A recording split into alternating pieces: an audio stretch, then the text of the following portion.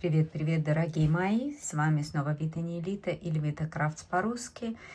Щирое привитание всем дороженьким от белорусочки. И сегодня у нас очередной влог. Я хотела показать вам, что я успела связать за эту неделю. Времени у меня не так уж много. Мы были в Париже.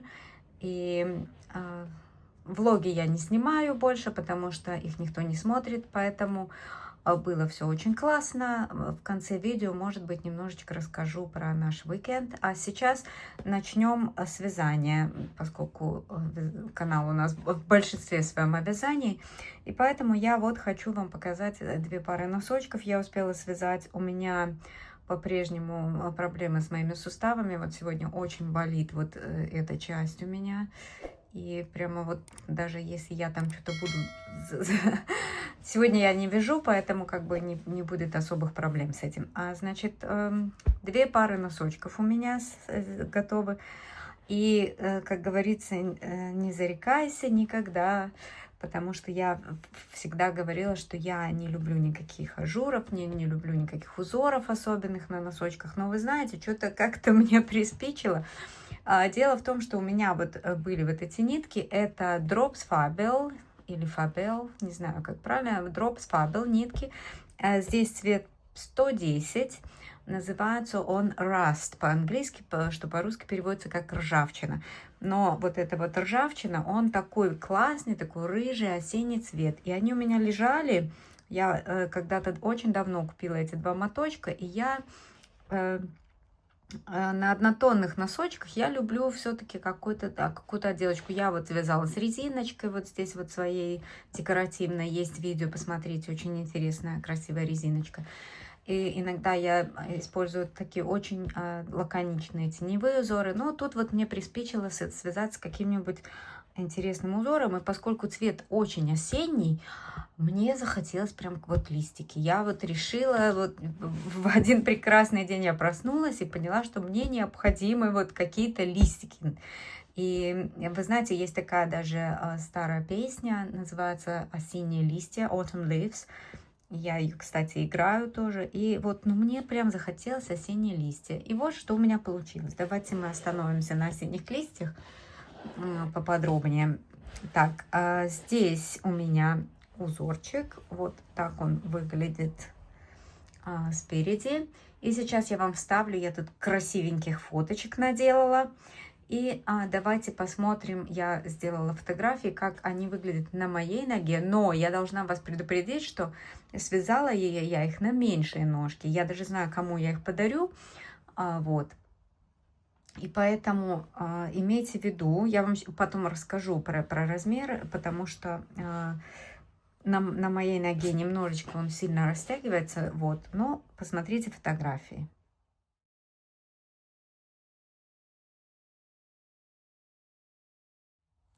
Так, ну и продолжаем.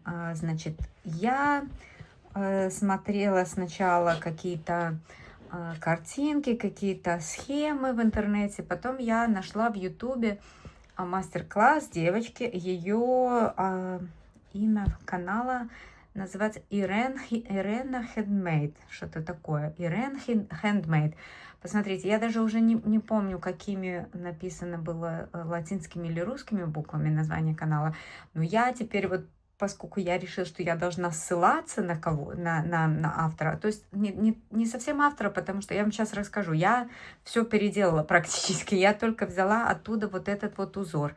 И, кстати, вот здесь вот узор, если кому-то опытные вязальщицы, вот здесь вот я вам покажу схему узора. Он не сложный, вот, но у нее, значит, мастер-класс на те же 56 петель, которые я обычно использую, но есть нюансы. И как обычно, я взяла и все переделала. У нее другая пяточка, у нее бумеранг пятка, и она там ввязывает какой-то встроенный клин подъема. Вы знаете, да, я люблю гениально и просто. Резиночку я тоже переделала, она немножко по-другому вязала, я пересчитала резинку. Что вам должна сказать, что хотела поделиться вот своим опытом, да, что вот этот узор, он стягивает полотно. То есть, если вы будете вязать носочки этим узором, надо набирать больше петель. И что я бы сделала? Вот смотрите, если я складываю наполовину, я заметила это уже в процессе вязания, когда я перешла вот на на вязание, где у меня снизу лицевая гладь, а сверху у меня ажур. Вот у меня с лицевой глади просто петли заходят, у меня получилось полотно уже, вот это вот. Поэтому я, может быть, со временем я переделаю как-то эту схему, допустим, чтобы... И когда я это заметила, я поняла, что я буду вязать на меньший размер, что если я на свою ногу напялю, вы видели, да, что оно будет сильно растягиваться. И чтобы этот узор не сильно растягивался, я думаю, что просто нужно вязать, допустим, резинку на свой размер. Но после блокировки, видите, после ВТО, оно, в принципе, осталось как бы, выглядит нормально. Но в процессе вязания, ну, прям конкретно стягивала вот этот ажур, стягивала полотно, потому что здесь мы вяжем даже по 3 петли вместе, да, в некоторых местах. И есть скрещенные лицевые, и потом изнаночные, и вот эти все ребра, они как бы дают такую усадку основному полотну, и поэтому я бы просто добирала дополнительные петли. Вот если вы вяжете, как я, допустим, носки на 56 петель, то я бы вот на эту часть добрала, как вот она там добавляет просто вот изнаночные по двум сторонам вот этих вот дорожек. У нас получается 4 вот этих волнистых дорожки вокруг, да, потому что раппорт узора равен 14 петлям. И получается, вот как я вяжу все женские носочки практически на 56 петель, если они не очень большого размера, то здесь получается 4 раппорта. И у нас получаются вот эти волнистые линии спереди, сзади и по бокам. Вот. Если вы добираете петли, она добирает их вот здесь. Вот. Вместо одной изнаночной вяжет 2. Ну, она в своем видео об этом говорит, на 64 петли. Но я бы что сделала? И могу вам посоветовать, чтобы не допускали таких же ошибок. Вы набираете, допустим, 56, и когда вы переходите на узор, вы эти петли просто добавляете, да, вот 2 изнаночных, и тогда у вас, кстати, резинка может быть нормальная 2 к 2. Сейчас вернемся к резинке. А если и потом, когда вы переходите, да, вы эти петли убавляете, вы приходите опять на задней стороне к количеству петель, допустим, половине ваших 56, у меня было 28, я бы здесь убавила, когда перехожу на лицевую гладь, вот эти петли, и продолжала бы вязать, допустим, чтобы у меня было больше петель на верхней части и меньше петель на нижней, потому что лицевая гладь, она получается шире, чем ажурный узор. И чтобы у нас было симметрично все, чтобы у нас носочек лежал правильно, да, я бы добавила петли вот в эту часть узора. И потом, когда я бы перешла к мыску, я бы эти изнаночные вот здесь бы убавила перед началом вывязывания мыска. И все, и вот так бы я связала. Так, в отличие от этой девочки, я связала обычную пятку французскую или подкову, по которой у меня на канале есть мастер-класс, можете посмотреть. Здесь я набирала невысокую подкову, я набирала, вязала здесь на 2 ряда меньше, чем мое общее количество петель. Если вы посмотрите мастер-класс, по-моему, называется «Самая удобная», «Гениальная». В общем, как все у нас на этом канале. Значит, здесь я вязала половину, разделяю эти петли на половину и вяжу столько же рядов. То есть у меня было 28 петель, я связала 26 рядов. Начала убавление, оставила только 2 петли в центре, а получилось как бы 4. Но это все вы увидите в подробном мастер-классе. Здесь я провязала вот эту чашечку пятки, потом я добрала по 14 петель и продолжала вязать. Здесь 28 у меня было, потом сделала вот этот клин подъема. Все как обычно в носках с обычной пяткой, потому что я решила не заморачиваться вот с этим клином, который надо было вставить, и потом нужно было высчитывать количество раппортов. Я сделала все просто, гениально. Связали резиночку, так, резиночка. Так как, чтобы войти в узор, да, я хотела, чтобы у меня вот эти вот линии, они вот шли прямо от резиночки, да, и там количество петель 14, оно не совпадало с резинкой, допустим, один к одному мне не хватило. В общем, я не помню, почему я сделала резинку по-другому. Я ее сделала вот так, смотрите, у меня здесь 2 лицевых, и потом у меня по изнаночной стороне, да, по одной изнаночной везде, да, но группы лицевых у меня немножечко варьируются. И смотрите, вот между этими вот дорожками, да, у меня, значит, изнаночная 3 лицевых, изнаночная 2, изнаночная 3. И потом дальше следующая дорожка. И дальше мы опять продолжаем. Группа из 3, 2, 3. Вот таким образом у меня на моих 56 петлях идеально получилось вот эта вот резиночка с переходом на узор. Девочка в оригинале вяжет один к одному резинку, и потом просто в середине где-то она делает эти 2 петли. Но я один к одному резинку не очень люблю. Я обычно вяжу 2 к 2, самая моя любимая. Но вот если тут вот не вышло 2 к 2, то вот у меня получилось 3, 2 и 3 петли. И между ними одна изнаночная. Так. С резинкой разобрались. Дальше связала, значит, раппорт.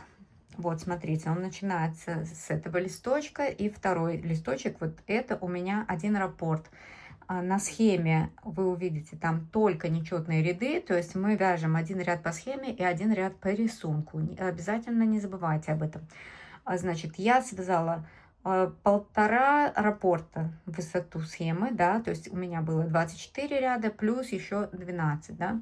Здесь, когда я провязала 1,5, я начала и вывязала пяточку и продолжила дальше по рисунку. И вот у меня, значит, в длину носочки у меня будут где-то на 35 размер, 30, ну, я не знаю, у нее совсем маленькая ножка у этой девочки, но она не ребенок, но у нее очень маленькая ножка. Я думаю, что где-то на 35 размер получилось, потому что я заметила, что очень узкая. Я решила не вязать их длинными на себя. Я для себя, может быть, свяжу другую пару и вот сделаю так, как я вам объяснила, с добавлением петель.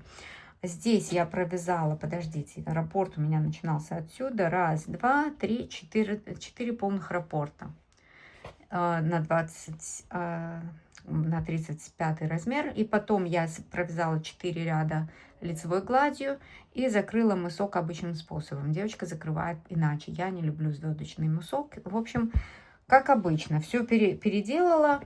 Вот, но ссылаюсь, так сказать, на автора носочков, хотя, в принципе, оттуда я взяла вот только узор.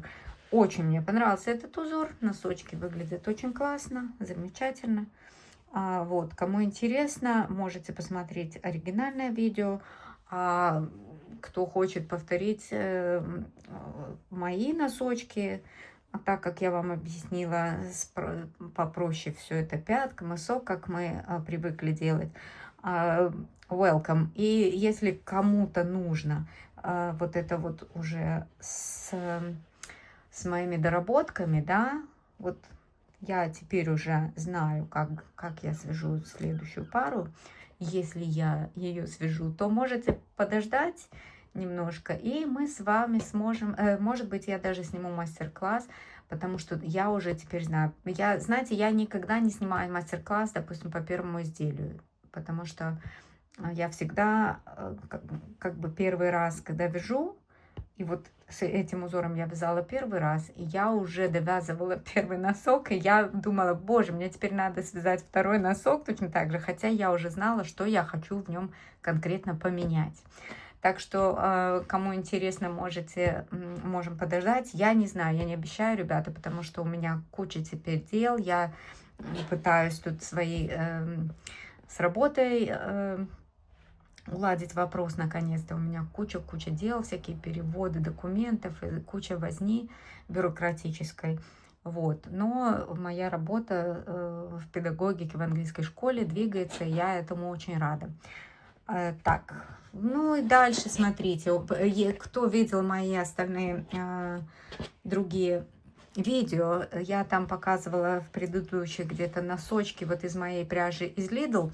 И вот я связала такие вот веселенькие полосатики из остатков. То есть я сидела, у меня нет вдохновения, я пытаюсь все джемпер связать себе из хлопка, который я вам показывала, который я купила в секонд-хенде. И, значит, вот такие носочки я связала, потому что хотелось чем-то руки занять, а руки наши не для скуки, они абсолютно одинаково. Здесь я подобрала все секции. Из этих ниток я связала одну пару носочков, которую я показывала, то есть у меня там была отдельно вот эта вот резинка, пяточка и носок, и в середине была секционка. Вот, и из остатков... У меня были остатки, я связала вот эту пару, и вот все, что у меня осталось. У меня было по 2 100-граммовых моточка. В общем, у меня вышло 2 пары женских носков, где-то на размер 40, на размер 37-38. И вот все, что у меня осталось. В принципе, я довольна, что я извязала их практически в ноль. Здесь у меня просто осталась одна секция, мне ее было никак не разделить. И я не знаю, может быть, я ее куда-нибудь еще использую, а может быть и нет. Вот, в общем, показываю, что у меня осталось. Так, значит, дальше по поводу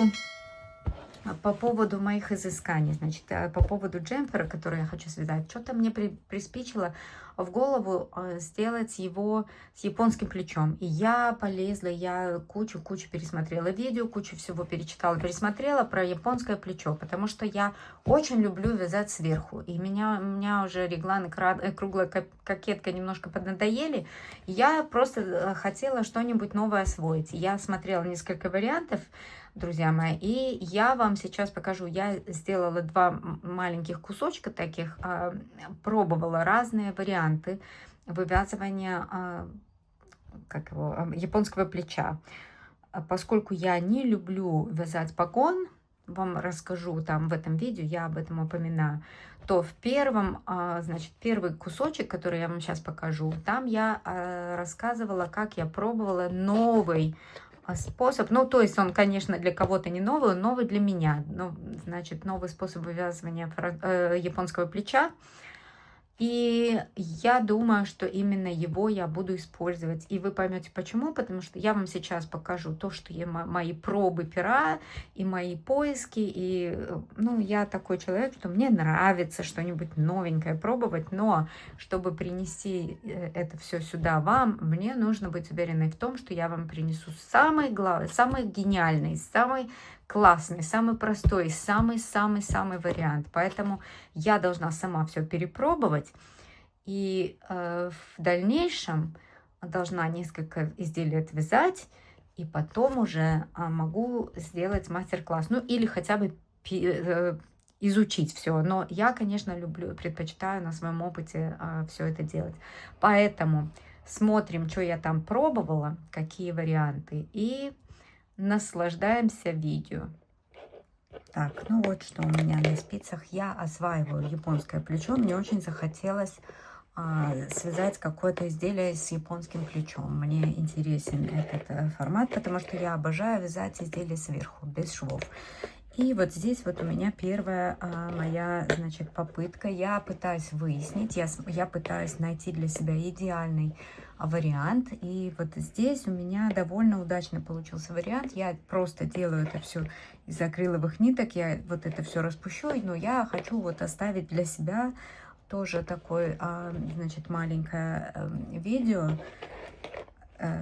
потому что мне показался этот вариант довольно удачным. Здесь у меня интересный очень набор сразу всех петель. То есть вот эта вот задняя часть, как мы вяжем японское плечо. Мы начинаем сзади и вяжем вот такую часть, которая выглядит вот так по изнанке. Вот она, эта часть. Здесь у нас вяжутся прибавки, вывязывается задняя часть, а потом к ней привязываются плечевые части. И когда мы довяжем это все, оно вот так вот развернется, и плечевой шов будет смещен на спинку, да? И дальше вот мы будем вязать по прямой уже здесь по переду. Но на самое начало, значит, есть два варианта. Я пока попробовала вот этот вариант, и я хочу его сразу здесь запечатлеть. То есть здесь я набирала сразу все петли, то есть вот этих вот плечевых швов, которые смещены на спинку, и горловины. Здесь у меня небольшой сделан как-то закругление горловины, и для всего этого я использую укороченные ряды, свои любимые укороченные ряды, но здесь у меня интересный набор, необычный, не с длинным хвостом. И мне понравилось, как я здесь вот с этого набора набрала боковушки. Они практически незаметные. Если вы видите, здесь у меня все укороченные ряды. Значит, здесь у меня один разворот был на 2 петли в серединке. Я набрала 30 петель. У меня 10 петель по центру и по 10 петель на каждую сторону. Я просто ходила с разворотным шагом в 2 петли, вязала свои гениальные укороченные ряды двойняшками.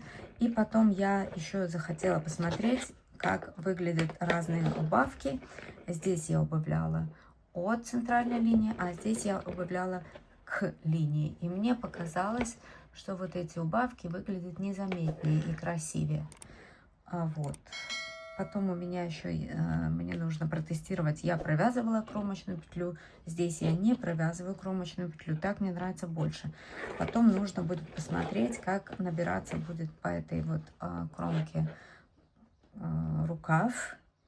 Но я склоняюсь к тому, чтобы не провязывать первую петлю, потому что мне не нравится узелковый край, мне не нравится край, где неровные, не одинакового размера кромочные петли. В общем, вот так вот выглядят мои эксперименты. Вот такое вот мини японское плечо. И я хочу, чтобы мы все это запомнили, в первую очередь я, потому что я сейчас вот это все распущу. Я здесь не обрывала нить нигде, потому что я просто хочу найти идеальный вариант для себя и для вас, конечно же. Хочу, чтобы вы понимали, какая это вообще сложная, тяжелая работа, чтобы что-то вот сделать идеально, чтобы был идеальный набор, потому что я должна думать на много шагов вперед. И надеюсь, что мы с вами свяжем в скором времени идеальное японское плечо. Пошла распускать этот образец, и сейчас попробую связать по-другому. Так, ну что ж, здесь у меня вариант номер 2. Здесь я сделала то же самое, 10 на 30 петель. Смотрите, здесь я набрала 10 петель, потом я вязала с прибавками в каждом ряду. Здесь у меня были особенные прибавки. Мне понравилось, как они выглядят. Я попробовала вязать, не провязывая кромочные петли. У меня очень сильно стянулся этот край. Потом я провязывала петли, но вот смотрите. Здесь получается как бы линия, да. В предыдущем варианте не было вот этих линий. Кому нравятся линии, можете вязать так. Но опять же, смотрите. Если я переверну, посмотрите, как у меня все это ложится. Оно не ложится треугольником. То есть у меня, когда я прибавляю петли в каждом ряду, у меня получаются опять же сборки. И это причина, по которой я не люблю вязать реглан-погон. Потому что, смотрите, у нас, как правило, ширина петель больше, чем высота. И поэтому, если мы прибавляем на каждый ряд одну петлю, то у нас все равно петли будут шире, чем ряды.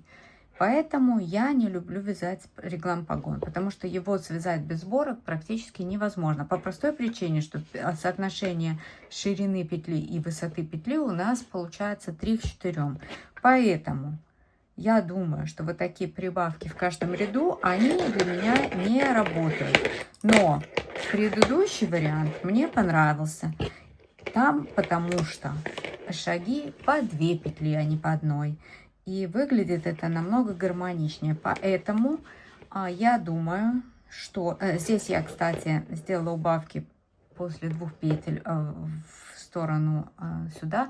И мне так больше понравилось. Я думаю, что убавки я буду делать так. Но вот эту вот часть спинки, я думаю, что я буду вязать ее иначе. Я буду делать прибавки в каждом ряду, а не в каждом ряду, а во втором ряду. То есть я сделаю вот эту часть так, как я ее делала в предыдущем варианте, применяя укороченные ряды.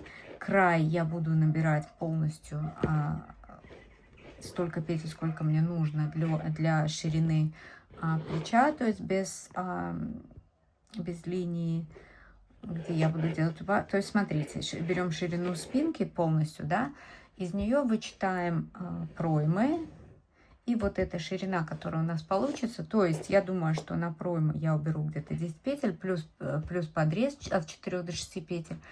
То есть посчитаем, да, минус 10 и плюс, ну, и минус еще, допустим, 6, ну, 16, минус 16 петель. Вот, допустим, если у меня спинка 100 петель, я отнимаю 16 петель, у меня получается 84. И 84 я буду делить на 3 части. Или, может быть, я оставлю поменьше в средней части. В общем, я потом вам это все расскажу. Но вот такой метод вывязывания, классического вывязывания японского плеча мне не очень нравится. Во-первых, мне вот эти линии не нравятся. Мне не нравится тоже вот эта вот сборка. То есть все равно будет либо стягивать вот этот шов, несмотря на то, что я его провязала все кромочные петли, все равно он не эластичный, стягивается. И либо будет собираться здесь. Поэтому я пошла искать новый вариант. На этом я с вами сегодня прощаюсь. Еще раз спасибо большое всем, кто смотрит, кто подписывается, кто комментирует. Я вам всем очень благодарна. И значит, ну, увидимся в следующих видео. Буду вас держать в курсе, чего я делаю, чего я вяжу, чего я пробую. И будем делать этот мир теплее. Обнимаю всех крепко. С вами была Вита не Лита или Вита Крафтс по-русски. Увидимся в следующих видео. Пока-пока.